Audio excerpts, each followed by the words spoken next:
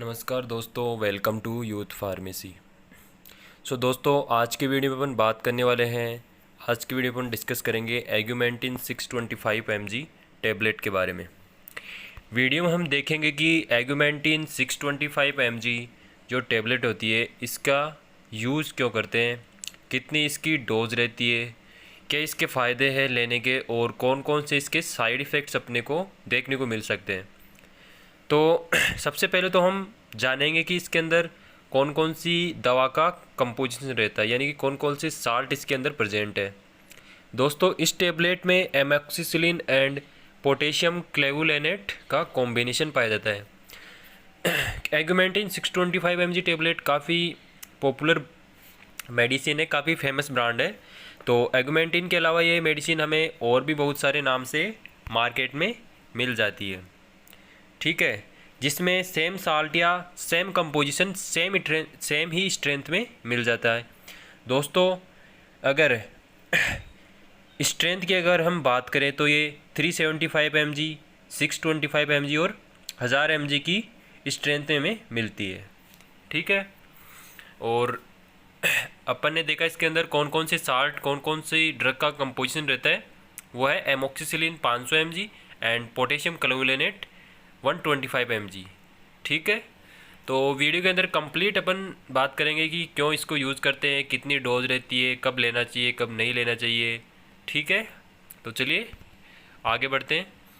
तो एग्यूमेंटिन जो होता है वो अपने को मार्केट में और भी ब्रांड नेम से, अलग अलग कंपनियों के अलग अलग ब्रांड नेम से मिल जाता है। एमोक्सिसिलिन पोटेशियम क्लोवुलेनेट ये इसका जेनरिक नेम है, यानी कि अगर गवर्नमेंट डिस्पेंसरी पे अगर अपन जाते हैं तो अपने को एमोक्सिसिलिन एंड पोटेशियम क्लोवुलेनेट इसके नाम से ये मिलती है, ठीक है। बात करें कि कौन कौन से ब्रांड नेम से अपने को ये मार्केट में मिलेगी, तो क्लेवमिक्स 625, एमोक्सी निक सीवी 625, एमोक्सी क्लेव 625, सिपमोक्स सीवी 625, क्लेवाम, नोवा क्लेव और ओमनिक्लेव, इन सारे नाम से अपने को ये मार्केट में मिल जाती है। बस ब्रांड नेम अलग है, बाकी कंपोजिशन जो रहता है इनके अंदर जो साल्ट प्रेजेंट है वो सब के अंदर सेम रहता है। जैसे कि ओमनिक्लेव है, मतलब सिप्ला की मेडिसिन है, क्लावाम है, ये एल्कम की है, अलग अलग ब्रांड नेम से अपने को, अलग अलग कंपनियों की अलग अलग ब्रांड नेम से मिलती है। चलिए बात करेंगे इसके यूज़ की। यूज़ जो अपन है डिटेल में स्टडी करेंगे कि क्यों यूज़ किया जाता है इसको और कब यूज़ किया जाता है, ठीक है। तो जैसा कि अपने को पता है कि ये एक एंटीबायोटिक मेडिसिन है, तो बैक्टीरियल इन्फेक्शन को ख़त्म करने के लिए इसका यूज़ किया जाता है।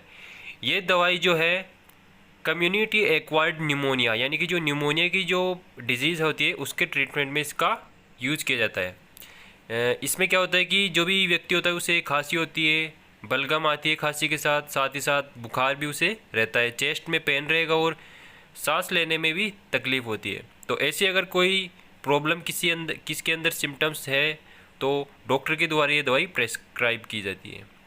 इसके अलावा अगर किसी के ईयर इन्फेक्शन है या ईयर के अंदर प्रॉब्लम है, पेन है, सूजन आ गई है, तो इसकी वजह से बुखार आ गया हो, तब भी इस दवाई को दिया जाता है। इसी के साथ आइज़ के इन्फेक्शन में भी इसको दिया जाता है। और अगर डेंटल प्रॉब्लम किसी के है, डेंटल किसी के सर्जरी हुई है, मसूड़ों के अंदर स्वेलिंग है, पेन है, यानी कि अगर कोई भी डेंटल प्रॉब्लम होगी तो उस कंडीशन में भी इस दवाई को यूज़ किया जाता है। इसी के साथ अगर फोड़ा फुंसी हो गई है या ऐसी कोई समस्या है स्किन से रिलेटेड है फोड़ा फुंसी की, तो उसके अंदर भी इस टेबलेट का यूज़ किया जाता है।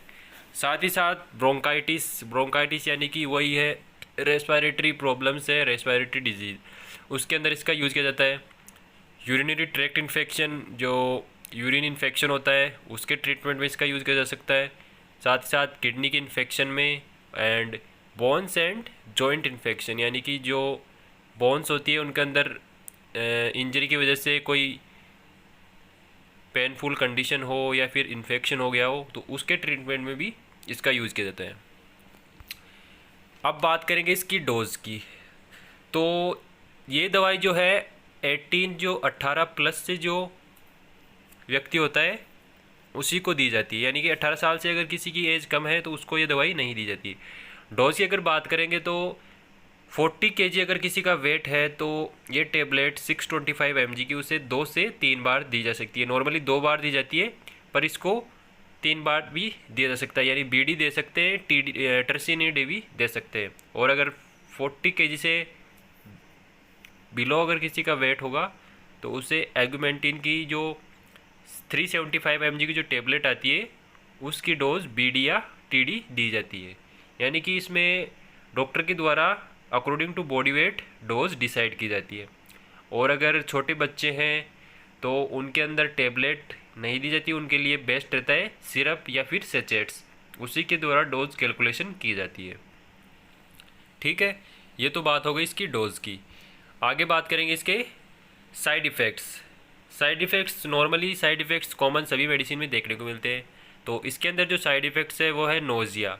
नोज़िया यानी कि जी मिचलाना, उल्टी जैसा मन करना, वॉमिटिंग हो सकती है, डायरिया हो सकता है, या फिर डिजीनेस यानी चक्कर आना, और सिर दर्द हो सकता है।